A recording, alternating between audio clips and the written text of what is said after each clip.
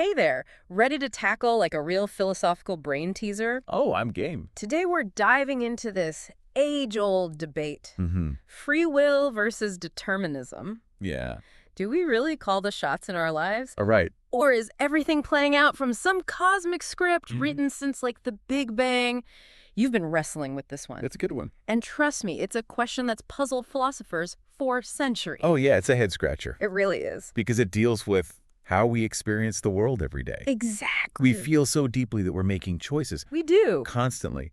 Yet, science presents this ironclad law of cause and effect. Totally. So, are thoughts truly ours, or... are they just another domino tipping in a chain reaction that we just can't see? Right, like this morning, Yeah. she grabbed a coffee. It felt like my decision. Sure. But was it really? Okay. Or was it set in motion by, Right. I don't know, the formation of galaxies like billions of years ago? Yeah.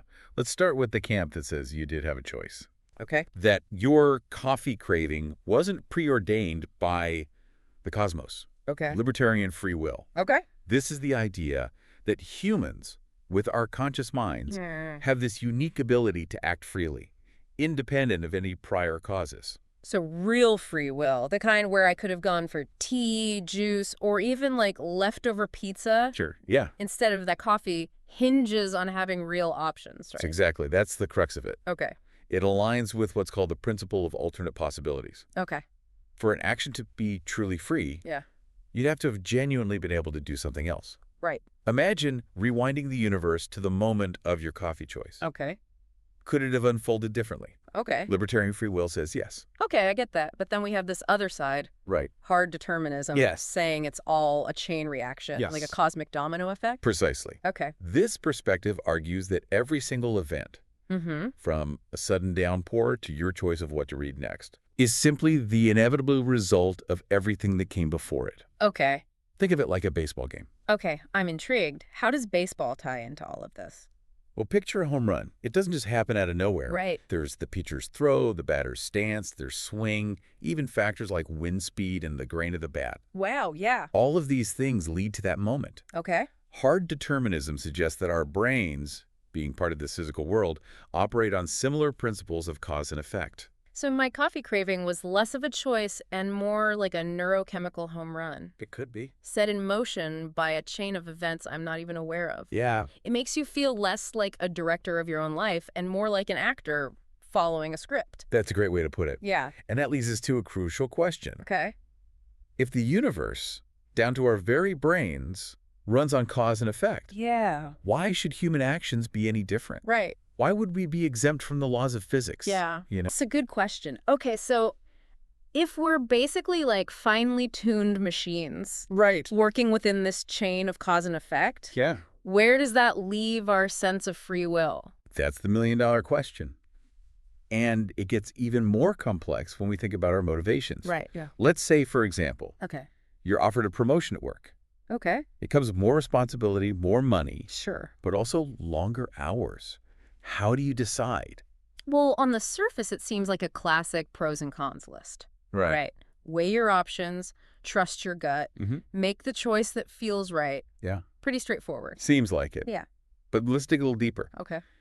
The determinist perspective would argue that those pros and cons you're listing, those gut feelings you're trusting, Yeah. they're not springing from some blank slate. Okay. They're a culmination of every experience. Right. Every book you've read, every conversation you've had Yeah. that shaped your values, your ambitions, your fears. So in essence, the determinists are saying even our most carefully weighed decisions are in a way predetermined by the sum of our experiences. That's right. We're almost like trees growing in a certain direction because of the wind, the sun, the soil. It all influences like the final shape we take. That's a powerful analogy. And to take it a step further, Okay. consider the fact that you might not even be consciously aware of all the factors influencing your decision. Right. A long-forgotten childhood memory, Okay. a news headline you barely glanced at. Right. These could all be subtly tipping the scales without you even realizing it. So if we rewind the tape of our lives, Yeah. Those seemingly like life-altering decisions we agonize over, taking the promotion, moving across the country, maybe even marrying that special someone, those were always going to be the outcomes. That's the crux of the hard determinist argument. Wow. And as you can imagine, it has profound implications if everything is predetermined. What does that say about our system of justice? About personal responsibility? Yeah. It's a bit unsettling, isn't it? Definitely makes you think. Right. But let's swing back to the other side. Okay. How would proponents of libertarian free will explain these big life choices? Right. Surely they wouldn't say it's all just cosmic coincidence. You're right, they wouldn't. Yeah. This is where the idea of the uncaused cause comes in. Okay.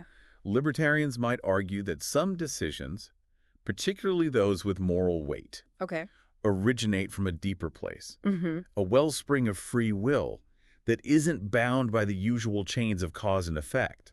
So in the case of the promotion, a libertarian might say it ultimately came down to my free will, my ability to choose a path forward, based on something beyond just my accumulated experiences. Exactly. They'd argue there's something unique about human consciousness, a spark of agency that allows us to break free from the deterministic script, even if it's just for those pivotal moments. Okay, I see the appeal. But I have to admit, I'm struggling with this idea of an uncaused cause. It feels almost like saying these choices come out of thin air. And you're not alone. Even staunch supporters of libertarian free will grapple with this. Right. If our choices aren't completely determined by previous events, then what exactly is driving them? Where does that initial spark of volition come from? Right. It's a question that has puzzled philosophers for ages.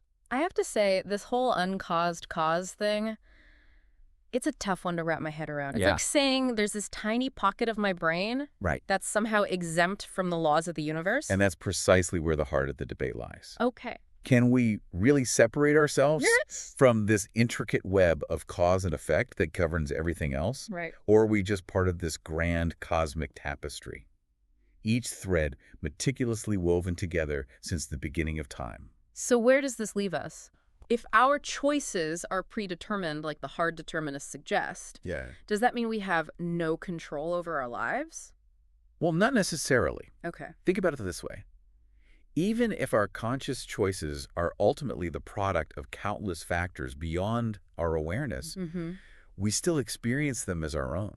Right. We still feel the joy of a spontaneous adventure, the sting of a difficult decision, the satisfaction of working towards a goal. So even if it's all prescripted in a sense, the experience is still what makes it meaningful. Exactly. It's like watching a movie. Right. We know it's all predetermined. Right. The actors followed a script. The director had a vision. Right. But that doesn't diminish the emotional impact of the story unfolding before our eyes. That's a great analogy, but this still leaves me with so many questions. Sure. Does knowing all this change how we should live our lives? That's a question each of us has to grapple with individually. Sure.